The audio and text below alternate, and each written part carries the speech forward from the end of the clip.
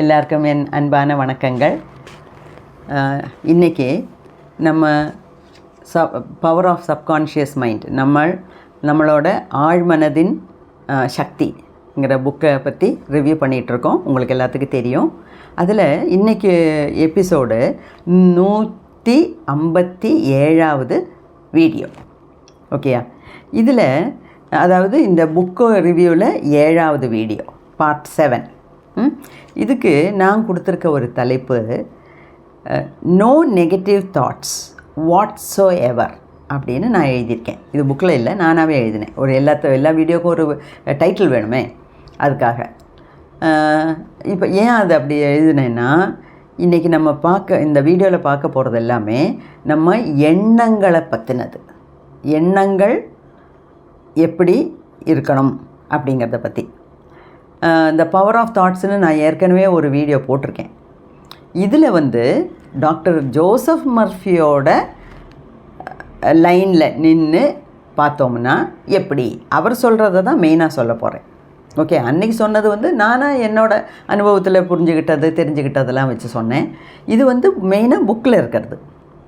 ஆனால் அதுக்கு ஒரு ஹெட்டிங் நான் கொடுத்தேன். அதான் நோ நெகட்டிவ் தாட்ஸ் வாட்ஸோ எவர். வாட்ஸோ எவர்னால் என்ன ஆனாலும் சரி, உலகமே இடிஞ்சு விழுந்தாலும் சரி, நமக்கு நெகட்டிவ் தாட்ஸ்னால் என்ன? கெட்ட சிந்தனைகள். தாட்ஸ்னால் சிந்தனை கூடவே கூடாது. ஓகே, அது இன்னொன்று. இதில் சைடு ஹெட்டிங்கில் ஆத்தர் என்ன சொல்கிறாருன்னா, அவரோட சைடு ஹெட்டிங்கில் எழுதியிருக்கிறது, your subconscious mind does not argue. Subconscious மைண்ட்னா ஆழ்மனம். டஸ் நாட் ஆர்கியூனா என்ன? நம்மளோட இந்த வாத பிரதிவாதத்துக்கு அது ரெடி அல்ல. அது நம்மளோட ஆர்கியூ பண்ணாது. இது ரெண்டும் தான் கனெக்டடான விஷயங்கள். அதாவது நம்ம சிந்தனைகள் எப்படி இருக்கணும், நம்ம சப்கான்ஷியஸ் மைண்டு நம்மளோட ஆர்கியூ பண்ணாது. அதுலேருந்தே நமக்கு நல்லா புரிஞ்சிருக்கும். இப்போவே உங்களுக்கு புரிஞ்சிருக்கும் இந்த கண்டென்ட் என்னவாக இருக்கும்னு. அதாவது உங்களோட ஆழ்மனது நம்மளோட ஆழ்மனது நம்ம கூட ஆர்கியூ பண்ணாத வரைக்கும் அப்போ நம்மளோட சிந்தனைகள் எப்படி இருக்கணும்? ரொம்ப ரொம்ப ரொம்ப பாசிட்டிவாக இருக்கணும். ஏன்னா நம்ம கான்ஷியஸ் லெவலில் நம்ம சிந்திக்கிறோம் இல்லையா? அந்த சிந்தனைகள் பாசிட்டிவாக இருந்தால் மட்டுமே அது தானாக கான்ஷியஸ் மைண்ட்லேருந்து சப்கான்ஷியஸ் மைண்டுக்குள்ளே அப்படியே இறங்கி போகும்போது சப்கான்ஷியஸ் மைண்டு அதை நமக்கு நடத்தி தரும். அப்போ நீங்கள் பாசிட்டிவாக நினச்சிங்கன்னா தான் பாசிட்டிவான விஷயங்கள் நம்ம வாழ்க்கையில் நடக்கும். நீங்கள் நெகட்டிவாக நினச்சிங்கன்னா நெகட்டிவான விஷயங்கள் தான் அது நடத்தி கொடுக்கும். ஏனென்றால் சப்கான்ஷியஸ் மைண்டு நம்மளோட ஆர்கியூ பண்ணாதுன்னா என்ன? இப்போ நம்ம ஒரு நெகட்டிவாக ஒன்று சொல்கிறோம், சிந்தனை பண்ணுறோம், நெகட்டிவாகவே திங்க் பண்ணிவிட்டு விட்டுறோம். எப்போவுமே நான் என்ன சொல்லியிருக்கேன் ஏற்கனவே, ஒரு நெகட்டிவ் தாட் வந்ததுன்னா உடனே அதை ஐடென்டிஃபை பண்ணிவிட்டு அதை அழிச்சா மட்டும் போகாது, அந்த இடத்துல ஒரு பாசிட்டிவ் எண்ணத்தை உட்காத்தி வைக்கணும். அது ரொம்ப இம்பார்ட்டண்ட். இப்போ நம்ம இப்போ எழுதிட்டே இருக்கோம். இப்போ குழந்தைங்கள்லாம் பென்சிலில் எழுதுது, ஏதோ தப்பு வந்துருச்சு, இப்போ கணக்கு போடுது, இல்லைன்னா எழுதுது, ஸ்பெல்லிங் மிஸ்டேக் வந்துருச்சு. ஒன்று என்ன, ஐயோ இது தப்பு, ஐடென்டிஃபை பண்ணணும். அப்போ நெகட்டிவ் தாட் வந்தால் உடனே அதை ஐடென்டிஃபை பண்ணணும். ஐடென்டிஃபை பண்ணிட்டு இது தப்புன்னு சொல்லிவிட்டு அந்த குழந்தை சும்மாவாக இருக்கும்? இல்லை, குழந்தைய விடுங்க, டீச்சரே எடுத்துக்கோங்க. ஒரு டீச்சர் போர்டில் எழுதி போடுறாங்க, தெரியாமல் ஒரு தப்பு வந்துருச்சு. டீச்சர் சரி அப்படின்னு விட்டுடுவாங்களா என்ன? நம்ம விட்டுடுவோமா? இல்லை, அதை உடனே என்ன பண்ணுவோம்? அழிச்சிடுவோம். போர்டுனா டஸ்டரை வச்சு அழிப்போம், இல்லைன்னா மார்க்கர் பெண்ணோட டஸ்டரை வச்சு அதை அழிப்போம். பென்சிலில் எழுதினோம்னா இரேசரை வச்சு அழிப்போம் இல்லையா? அழிச்சிட்டு அதோடு விட்டுருவோமா? இல்லை, கரெக்டான ஆன்சர் அங்கே எழுதணும். இல்லையா? அதுபோல் நம்ம நான் ஏற்கனவே சொல்லியிருக்கேன், நம்மளோட எண்ணங்களுக்கு நம்ம எப்போவுமே பொறுப்பாளியாக முடியாது. அதுக்காக இந்த விதண்டாவாதம் செஞ்சுட்டு நீங்கள் தான் அன்றைக்கி சொன்னீங்களே மேடம், நம்மளோட தாட்ஸுக்கெல்லாம் நம்ம பொறுப்பு இல்லைன்னு, அதனால் என்ன தாட்ஸ் வந்தாலும் வரட்டும், நான் அதை பற்றி கவலையே படுறதில்ல. அது தப்பு. அது வாதம் கிடையாது, விதண்டாவாதம். நான் என்ன சொல்கிறேன்னா, நம்ம பாசிட்டிவாக திங்க் பண்ணணும். நேர்மறையான சிந்தனைகள் தான் நமக்கு வேணும், நமக்கு எதிர்மறையான சிந்தனைகள் கூடாது. ஓகேயா? சரி, நேர்மறையான சிந்தனைகள் தான் வேணும். அப்போது நம்ம நிறைய நெகட்டிவான தாட்ஸ் வருதே, அதுக்கு தான் நான் என்ன சொன்னேன், நம்ம எல்லாத்துக்கும் நம்ம பொறுப்பாளி ஆக முடியாது. அதுக்கு ஆன்சரும் நான் சொல்லிட்டேன், நான் ஏன் அப்படி சொல்கிறேன்னா. ஓகே, இல்லாட்டினா இந்த பவர் ஆஃப் யுவர் தாட்ஸ்னு ஒரு வீடியோ இருக்குது, அதை நீங்கள் திருப்பி போய் பாருங்கள். அதாவது நம்ம எல்லா சிந்தனைக்கும் பொறுப்பாளி ஆக முடியாதுன்னா, நம்மளுக்கு இந்த சிந்தனைங்கிறது நம்ம புத்தியில் மட்டும் வர்றது கிடையாது, நம்ம புத்தியில் இருந்து மட்டும் உதிக்கிற ஒரு விஷயம் அல்ல. அப்போ வேறு எங்கேருந்தெல்லாம் வருது?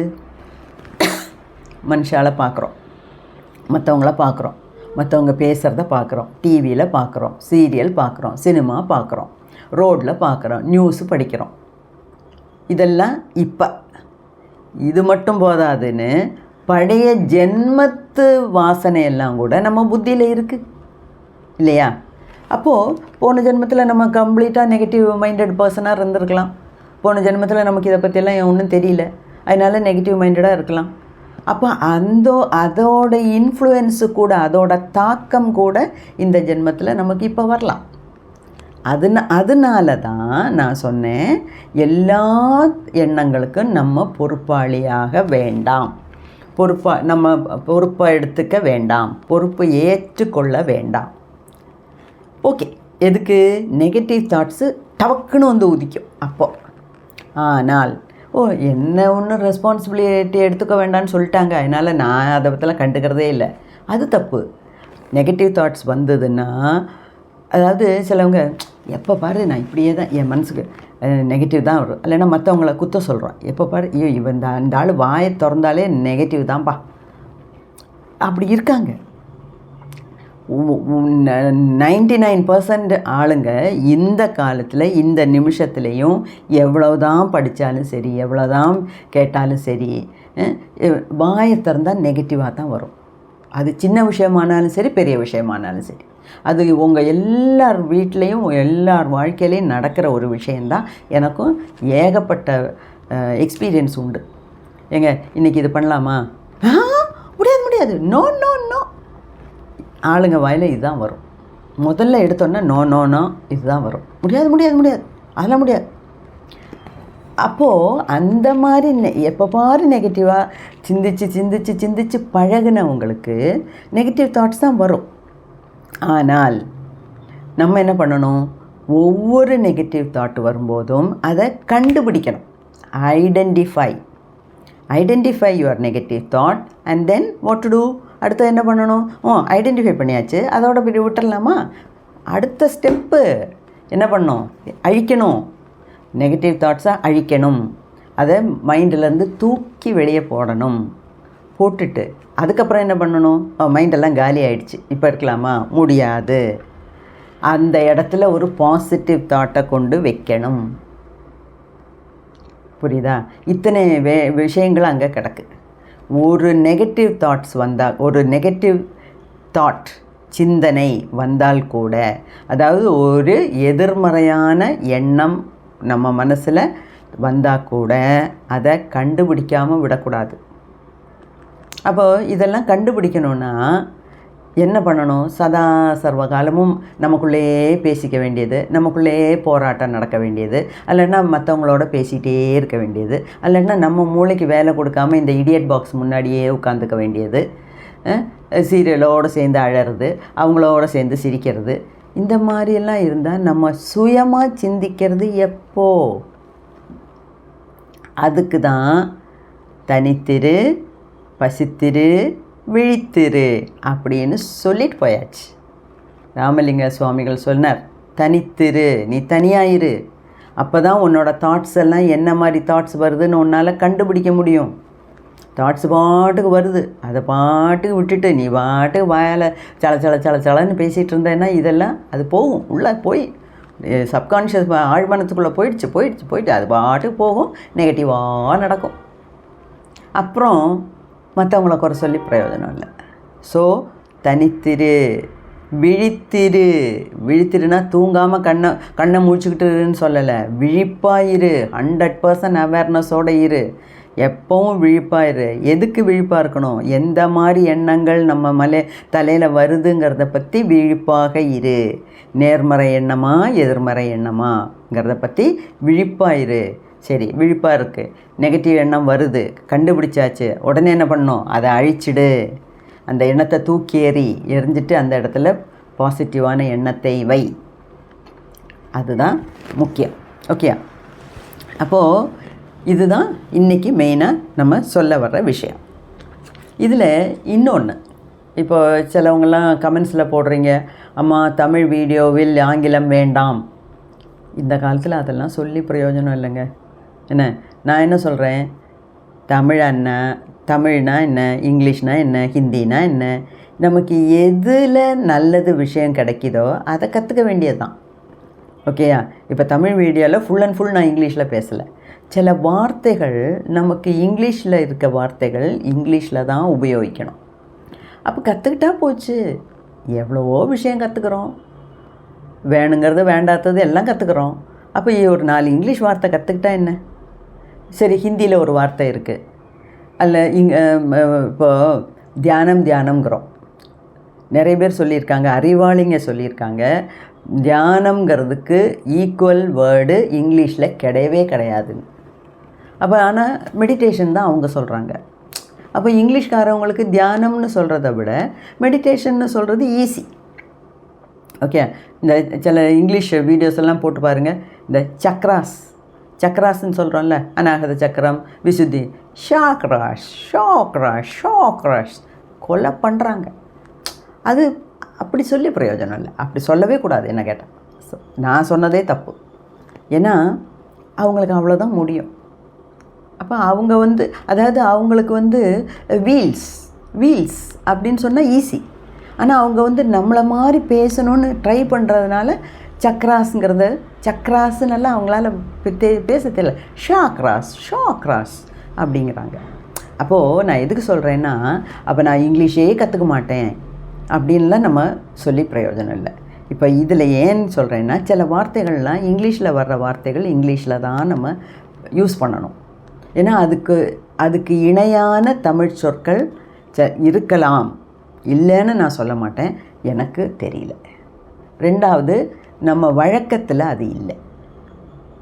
நல்லா படித்த ஒரு தமிழ் பண்டிதன்கிட்ட போய் நீங்கள் கேட்டிங்கன்னா ஒவ்வொரு வார்த்தைக்கும் மணிமணியாக தமிழ் வார்த்தைகள் சொல்லி கொடுப்பாங்களா இருக்கும்.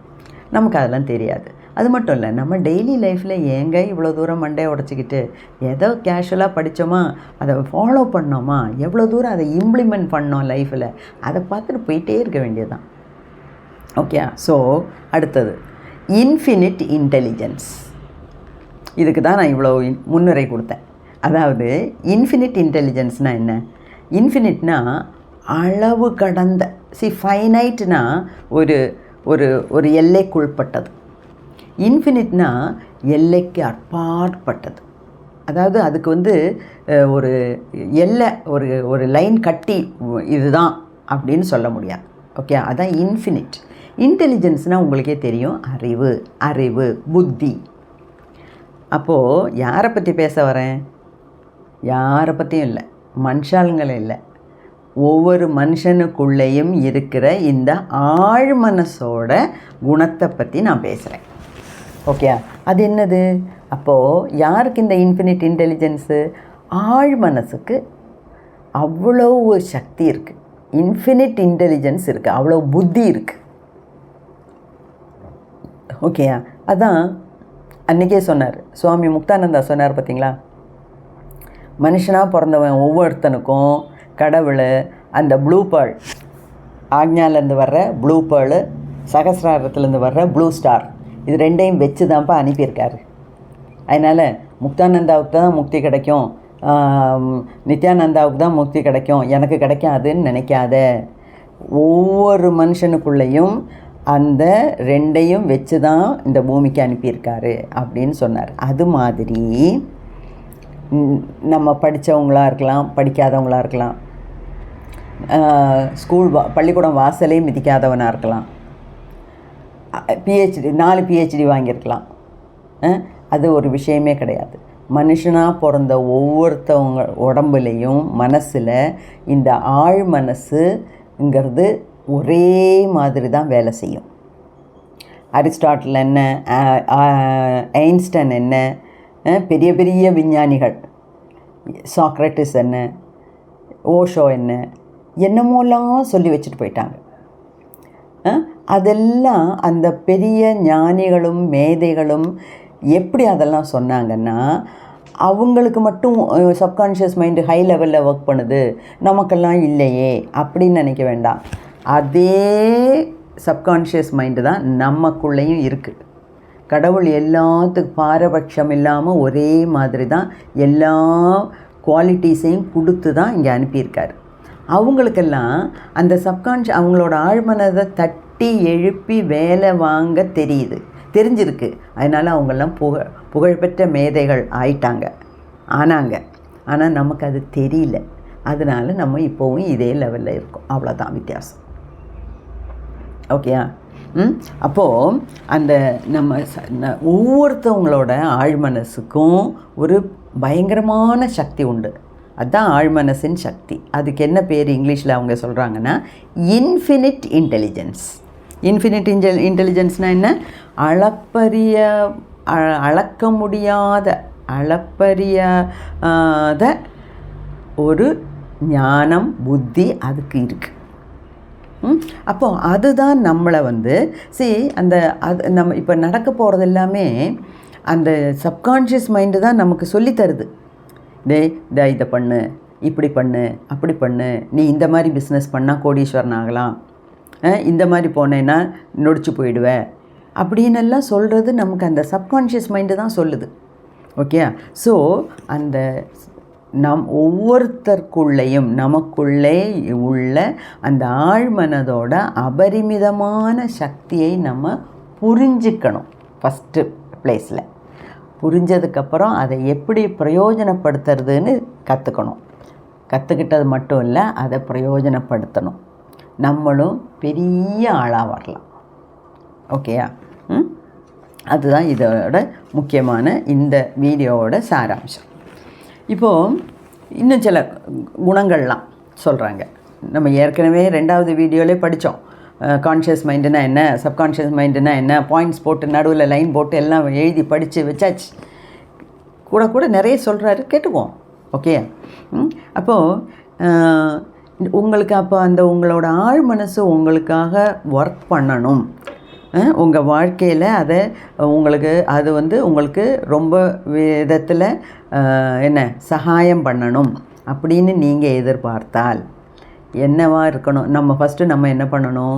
கான்ஷியஸ் லெவலில் நம்ம சிந்திக்கிற ஒவ்வொரு சிந்தனையும் பாசிட்டிவாக இருக்கிற மாதிரி பார்த்துக்கணும்.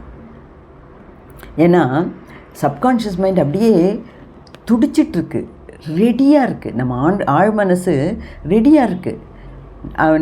ஏற்கனவே நான் சொல்லியிருக்கேன், அந்த நம்ம ஆழ் மனசுங்கிறது ஒரு பதப்படுத்தப்பட்ட ஒரு தரைன்னா என்ன? ஒரு பூமி. ஓகே? ஒரு வயல். அது வயலில் நெல் விதைக்கிறதுக்கு முன்னே அவன் விவசாயி எவ்வளோலாம் பாடுபடுறான். அதை உழுது அதோட களையெல்லாம் எடுத்து கட்டி மண் எல்லாம் இருக்கிறத உடைச்சி அதுக்கு உரம் போட்டு தண்ணி பாய்ச்சி தினமும் உழுது நிறையா அதுக்குள்ளே காற்று போகிற மாதிரி எல்லாம் சாயிலை லூஸ் பண்ணி வைக்கிறான். ஓகே? அந்த பதப்பட்ட வயல் தான் நம்ம ஆழ் மனசு. அதுக்கப்புறம் விவசாயி என்ன பண்ணுறான்? விதையை தூவுறான். நம்ம நினைக்கிற ஒவ்வொரு எண்ணமும் அந்த விதைக்கு சமம். ஓகே? ஒவ்வொரு விதைக்கும் நம்ம மனசில் இருக்க ஒவ்வொரு எண்ணமும் ஒரு விதைக்கு சமம். அப்போது நம்ம பாசிட்டிவாக நேர்மறையான எண்ணங்களை நம்ம ஆழ்மனசில் போட்டோம்னா அது நல்ல விதத்தில் வேலை செஞ்சு நேர்மறையான பல விஷயங்களை நம்ம லைஃப்பில் நமக்கு சாதித்து காமிக்கும். ஓகே, அதனால தான் அந்த நம்மளோட சிந்தனைகள், நம்மளோட தாட்ஸு எவ்வளோ தூரம் நல்லதாக இருக்கணுங்கிறது. அது ரெண்டாவது இந்த கான்ஷியஸ் மைண்டும் சப்கான்ஷியஸ் மைண்டும் கோஆப்ரேஷனில் இருக்கணும். அது ரொம்ப முக்கியம். கோஆப்ரேஷன்னா என்ன? ரெண்டும் இணைஞ்சு வேலை செய்யணும். இணைஞ்சு வேலை செய்கிறதுனா என்ன? இப்போ +2 முடித்தாச்சு, ஒரு பையனுக்கு டவுட்டு, நான் பிஏ பண்ணுறேன் அப்படின்னு சொல்லி பிஏ பண்ணணும் அப்படிங்கிறான். சரி, ஒரு 15 நாள் பிஏன்னு நடக்கிறான். அதுக்கப்புறம் வேறு யாராவது வந்து ஐயையோ பிஏ எல்லாம் படித்தா உனக்கு வேலையே கிடைக்காது, பிஎஸ்சி படி.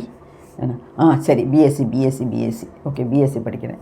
வேற ஒருத்தன் வந்து ஐயையோ நீ பிகாம் படி, இல்லைன்னா நீ பிடெக் பண்ணு, இல்லைன்னா அது பண்ணு, இதை பண்ணு, டிப்ளமோ பண்ணு.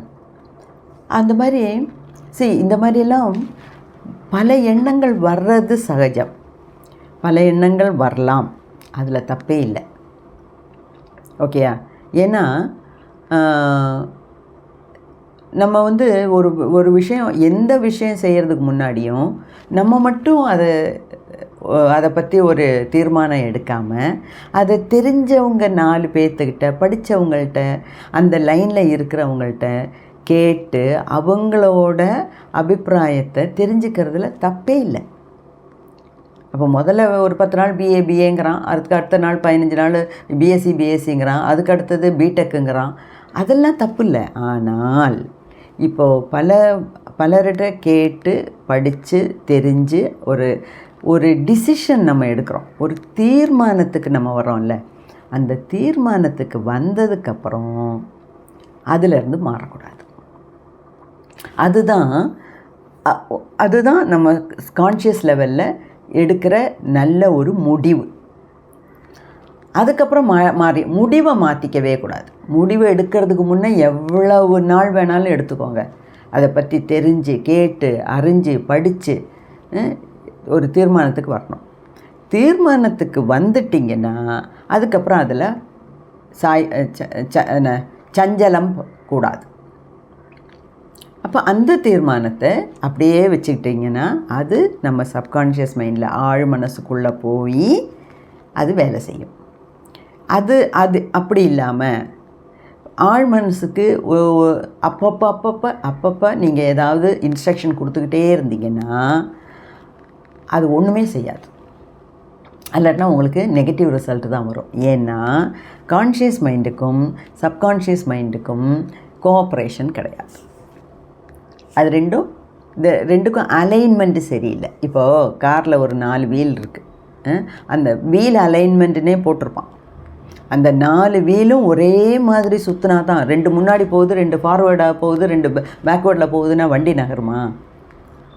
ஒரு மாட்டு வண்டியில் கூட 2 சக்கரம் இருந்ததுன்னா 2 சக்கரமும் ஒரே மாதிரி திசையில் நோக்கி உருண்டாக தானே போக முடியும் இல்லையா? அதுக்கு பேர் தான் அலைன்மெண்ட். அப்போ அந்த கோஆப்ரேஷன், அந்த அலைன்மெண்ட் வேணும். எதுக்கு? கான்ஷியஸ் மைண்டுக்கும் சப்கான்ஷியஸ் மைண்டுக்கும். ஓகே, நான் சொல்கிறது உங்களுக்கு புரியும்னு நினைக்கிறேன். அப்போது வேற ஒன்று, அது ஒரு விஷயம். ரெண்டாவது நம்ம ஹார்ட் பீட்டு, ப்ரீதிங் ரேட்டு, அதாவது நம்ம உயிர் வாழறதுக்கு உண்டான உள்ளே நடக்கிற எல்லா வேலைகளும், அதாவது வைட்டல் ஆக்ஷன்ஸ்னால் என்ன? முக்கியமான கல்லீரல், மண்ணீரல், லங்ஸு, ஹார்ட்டு, ஸ்டமக்கு, இன்டெஸ்டைன் எல்லாம் அது வேலையை செஞ்சிட்டே இருக்குது. இதெல்லாம் கண்ட்ரோல் பண்ணுறது நம்ம சப்கான்ஷியஸ் மைண்டு தான். ஓகே, அது ஒன்று. ரெண்டாவது, அப்போ வைட்டல் ஆர்கன்ஸ் எல்லாம் ஒரு விதமாக வழி நடத்துறது இந்த சப்கான்ஷியஸ் மைண்டு. இன்னொரு பாயிண்ட்டு, நம்ம சப்கான்ஷியஸ் மைண்டுக்கு நல்ல ஹீலிங் பவர் உண்டு. நம்ம இப்போ ஏதாவது வந்துச்சுன்னா நம்ம பாடியை தானாக ஹீல் பண்ணுறதுக்கு உண்டான டைம் கொடுக்கணும். சிலவங்க அப்படி இல்லை, தலைவலின்னு நினச்சாலே போகிறோம். அந்த தலைவலிக்கிற மாதிரி இருக்குதுன்னு சொல்லும்போதே உடனே பேராசிட்டமால் எடு, வெப்பானில் எடு, 500 விழுங்கணுமா, 650 எடுக்கணுமா, உடனே ஒரு மாத்திரையை போட்டு விழுங்குவாங்க. அது தப்பு. ஏன்னா ஒன்றுமே செய்யாமல் விட்டாலே சப்கான்ஷியஸ் மைண்டுக்கு தெரியும் அதை எப்படி ஹீல் பண்ணுறதுன்னு. அது பேசாமல் இருந்தாலே அது தானாக ஹீல் ஆகிடும். அதுக்குன்னு இப்போது இந்த சப்கான்ஷியஸ் மைண்டுக்கு ஹீலிங் பவர் உண்டு இல்லைங்கள். அதுக்குன்னு இப்போ ஒருத்தவங்களுக்கு கேன்சர் போகிறாங்க, 4th ஸ்டேஜ்னு கண்டுபிடிச்சிட்டாங்க. 4th ஸ்டேஜ் ஆனதுக்கப்புறம் எல்லாருமே கைவிட்ட ஒரு ஸ்டேஜ் அது. ஓகேயா? டாக்டர்ஸே ஒன்றுமே செய்ய முடியாது.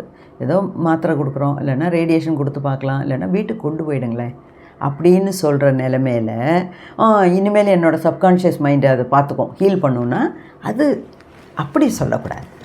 ஓகே, அதாவது ஏர்லி ஸ்டேஜில், ஃபஸ்ட்டு ஸ்டேஜில், செகண்ட் ஸ்டேஜில் கண்டுபிடிச்சி அப்போ கூட நம்ம மருந்து எடுத்துக்கணும். எடுத்துட்டு நம்ம சப்கான்ஷியஸ் மைண்டுக்கிட்ட சொல்லணும், இந்த பாரு எனக்கு இது தானாக ஹீல் ஆகிடணும், இந்த மருந்தெல்லாம் சாப்பிட்றேன்.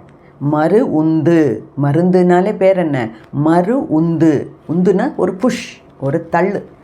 அப்போ நம்ம சாப்பிட்றதுல ஏதோ ஒரு கோளாறு வந்துருச்சு, அப்போ வெளியே ஏதோ ஒரு மருந்து சாப்பிட்டு அதை உந்தி விடுறோம், தள்ளி விடுறோம், நல்லபடியாக வேலை செய் அப்படிங்கிறதுக்கு.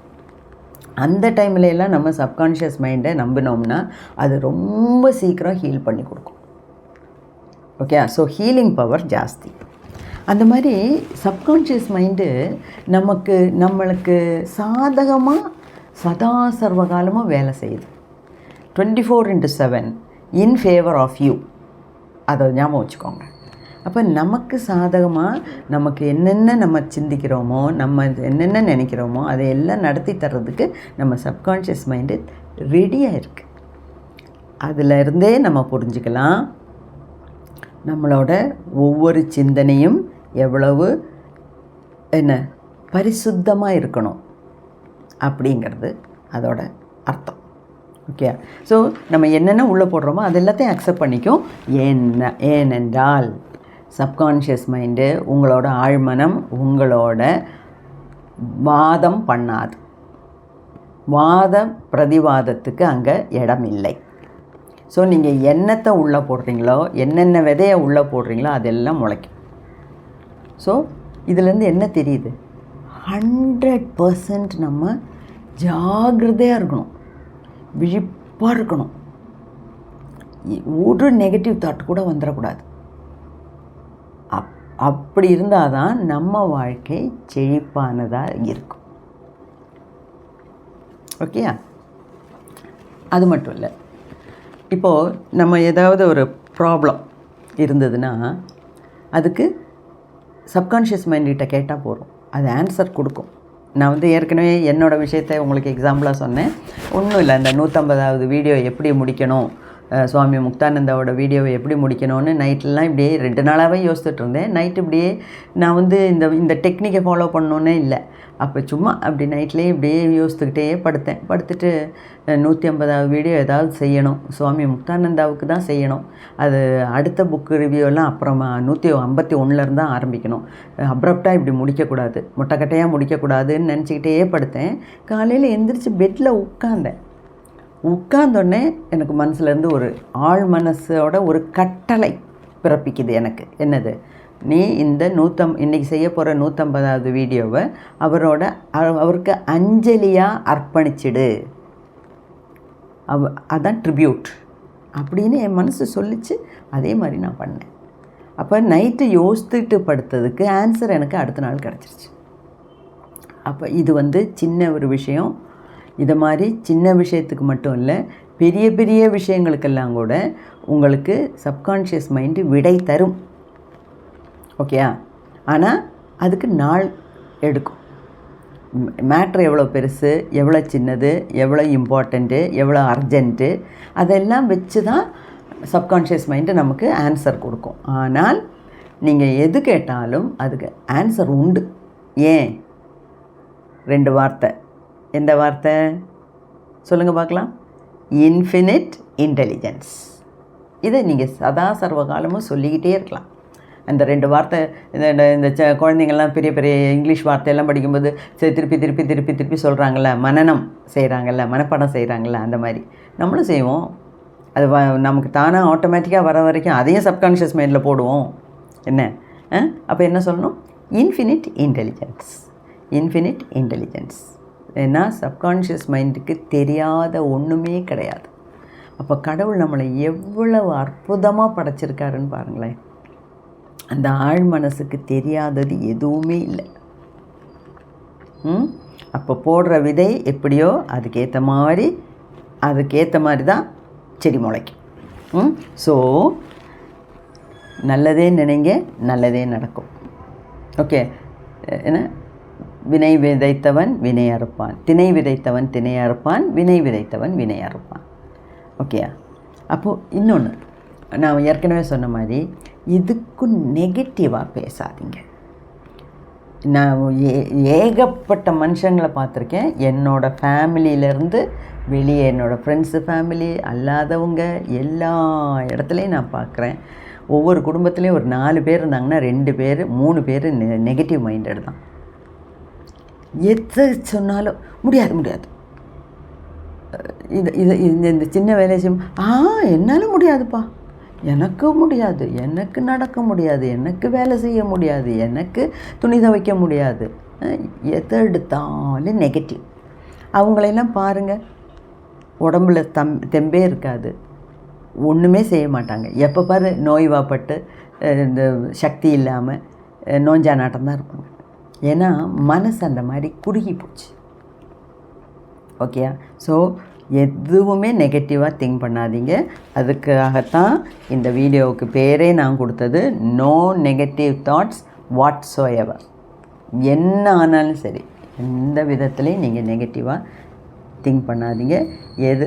நேர்மறையான எண்ணங்கள் மட்டுமே நமக்கு தேவை, எதிர்மறையான எண்ணங்கள் நமக்கு வேண்டாம். ஓகே. ஸோ இதை பற்றி நல்லா கேளுங்க, நோட்ஸ் எழுதுங்க. ஒவ்வொருத்தவங்களும் இதை கேட்குறவங்க ஒவ்வொருத்தவங்களும் உங்களுக்குள்ள எப்படி நீங்கள் இவ்வளவு நாள் வாழ்ந்துட்டு இருந்தீங்க, ஏன் இந்த பிரச்சனைக்கெல்லாம் இந்த மாதிரி விடை கிடச்சிது, ஏன் இதுக்கு எனக்கு பாசிட்டிவ் விடை கிடைக்கலை அப்படிங்கிறது நீங்கள் அனலைஸ் பண்ணி பாருங்கள். அடுத்த வீடியோவில் வேறொரு விஷயம் பார்க்க போகிறோம். 2 நாள் கேப் கொடுத்துருக்கேன், அதனால தான் 2 நாள் கேப் விட்டு நான் வீடியோ போடுறேன்.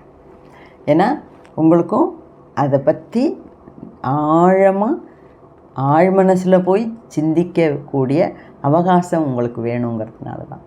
ஸோ எல்லாம் நல்லபடியாக சிந்தித்து இதுக்கேற்ற மாதிரி இனிமேல் நம்ம வாழ்க்கையை அமைச்சிக்குவோம். ஓகே. நற்பவி நற்பவி நற்பவி.